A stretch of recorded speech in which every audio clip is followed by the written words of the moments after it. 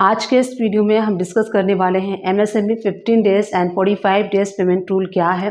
काफ़ी सारे लोग कंफ्यूज होते हैं जो अकाउंट्स में वर्क करते हैं कि अगर हमारा जो सप्लायर है जिनसे उन्होंने परचेस किया है तो उनका अगर वो एमएसएमई में फॉल करते हैं, एमएसएमई है उनके सप्लायर, तो क्या उनका पेमेंट 15 डेज में कर देना चाहिए या फिर क्या उनका पेमेंट 45 डेज में करना है।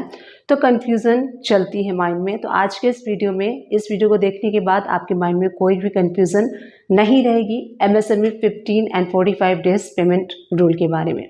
सबसे पहले आपको मैं बता देती हूँ कि एमएसएमई मीन्स क्या होता है। MSME means micro small and medium enterprise.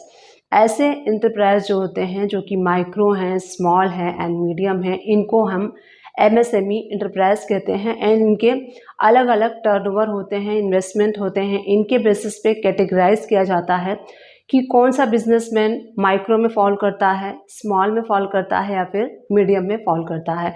इससे रिलेटेड मैंने वीडियोस बनाए हैं, आप उस वीडियो को वॉच कर सकते हैं। डिटेल्ड वीडियो मैंने बताई है और डेडिकेटेड वीडियो मैंने बनाई है कि कैसे आपको पता चलेगा कि कौन सा बिजनेसमैन माइक्रो इंटरप्राइज है, स्मॉल इंटरप्राइज है या फिर मीडियम इंटरप्राइज है। तो अगर ये एमएसएमई रूल है 15 डेज एंड 45 डेज, ये सिर्फ स्मॉल एंड माइक्रो इंटरप्राइज के लिए है, मीडियम इंटरप्राइज के लिए नहीं है। तो सबसे पहले आपको क्या करना है, बिफोर 31 मार्च 2025 आपको आइडेंटिफाई करना होगा कि आपके सभी सप्लायर में से कौन से ऐसे सप्लायर हैं जो कि माइक्रो एंड स्मॉल इंटरप्राइज है।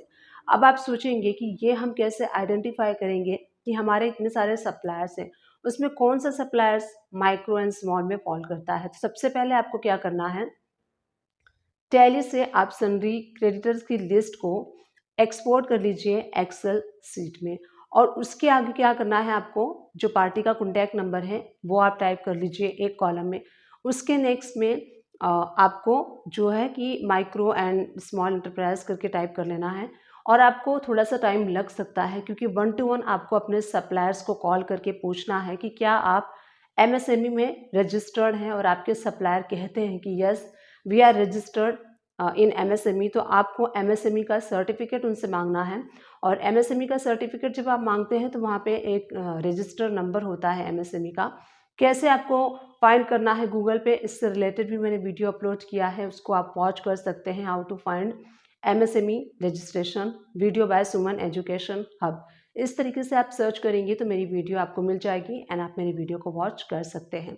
तो आपको क्या करना है, गूगल में एमएसएमई रजिस्ट्रेशन ऐसे आपको सर्च कर लेना है। और जो एमएसएमई रजिस्ट्रेशन नंबर होता है आपके सप्लायर का, उसको आपको वहाँ पे फीड कर देना है और एंटर प्रेस कर देना है।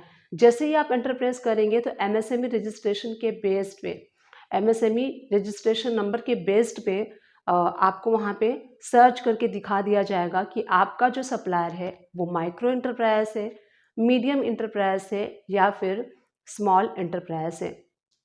तो वहाँ पे क्लियरली मेंशन होता है। तो आपको क्या करना है, उस सप्लायर के आगे अगर माइक्रो इंटरप्राइज है तो माइक्रो इंटरप्राइज कर लीजिए, मीडियम इंटरप्राइज है तो मीडियम इंटरप्राइज टाइप कर लीजिए, और स्मॉल इंटरप्राइज है तो स्मॉल इंटरप्राइज आपको मेंशन कर देना है। इस तरीके से 1 by 1 सारे सप्लायर्स से आपको एमएसएमई रजिस्ट्रेशन सर्टिफिकेट लेना है, इसे सर्च कर लेना है। अब आपका नेक्स्ट जो काम है वो है आपको फ़िल्टर लगाना है। आप फ़िल्टर लगाएंगे माइक्रो एंड स्मॉल इंटरप्राइज पे, क्योंकि ये मीडियम के लिए एप्लीकेबल नहीं है। तो माइक्रो एंड स्मॉल इंटरप्राइज को आपको फ़िल्टर लगाना है। आपके सामने लिस्ट आ जाएगी कि कौन कौन से ऐसे सप्लायर हैं जो कि माइक्रो एंड स्मॉल इंटरप्राइज में फॉल करते हैं। अब उनका पेमेंट आपको कैसे करना है, मान लीजिए कि आपके बिजनेस का, आपके ऑनर का एग्रीमेंट है। एग्रीमेंट के केस में 45 डेज पेमेंट रूल है और नॉन एग्रीमेंट के केस में 15 डेज का पेमेंट रूल है। देखिए, जब बिजनेस करते हैं तो दो पार्टी के बीच में सेल एंड परचेज होता है, एग्रीमेंट भी बनता है, म्यूचुअल अंडरस्टैंडिंग से एग्रीमेंट बनता है। और जो सामने वाला आपका सप्लायर है, अगर वो रिटर्न में एग्रीमेंट देता है कि ठीक है जी आप हमें 45 डेज के अंदर में पेमेंट दे दीजिए, हमें कोई इशू नहीं है, रिटर्न एग्रीमेंट है, अवेलेबल है, तो उस ही केस में आपको 45 डेज के अंदर में पेमेंट उस पार्टी का करना है जो कि एमएसएमई के अंडर में फॉल होता है और माइक्रो एंड स्मॉल एंटरप्राइज है। और अगर कोई एग्रीमेंट पार्टी के साथ नहीं है और आपका जो सप्लायर है वो माइक्रो एंड स्मॉल में इंटरप्राइज में फॉल करता है, तो वहाँ पर विदिन 15 डेज आपको पेमेंट करना है।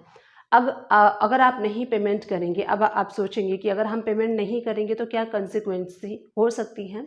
तो अगर आप पेमेंट नहीं करते हैं, मान लीजिए इस फाइनेंशियल ईयर में आपने परचेस किया और आपने पेमेंट नहीं किया बिफोर 31 मार्च 2025, बिलिंग डेट से विदिन 45 डेज या फिर 15 डेज के अंदर में आपने पेमेंट नहीं किया, तो जो आपने परचेस किया हुआ है वो आपका परचेस एक्सपेंसेस जो है वो डिसअलाउ कर दिया जाएगा एग्जिस्टिंग फाइनेंशियल ईयर में, यानी कि 24-25 के लिए आपका जो है वो परचेस एक्सपेंसेस डिसअलाउ हो जाएगा।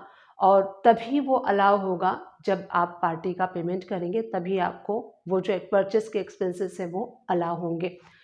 सेकेंड कंसिक्वेंसी क्या होगी कि आपको जितने दिन आपने पार्टी को पेमेंट नहीं किया उतना आपको इंटरेस्ट भी पार्टी को एमएसएमई को पे करना होगा। तो ये दो नुकसान आपको हो जाएंगे। इट्स बेटर कि 15 डेज अगर नॉन एग्रीमेंट है तो उस केस में 15 डेज आप पेमेंट कर दीजिए, अगर एग्रीमेंट है तो आपको 45 डेज के अंदर में पेमेंट कर देना है।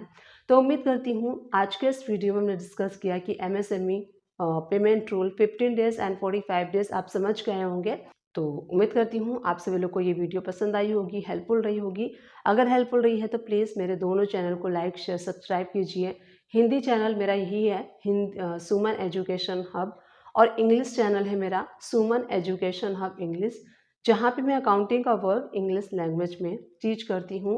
तो आप सभी लोग उस चैनल को भी प्लीज़ सपोर्ट कीजिए, लाइक कीजिए, जितना हो सकता है उतना शेयर कीजिए। Thank you for watching, keep watching.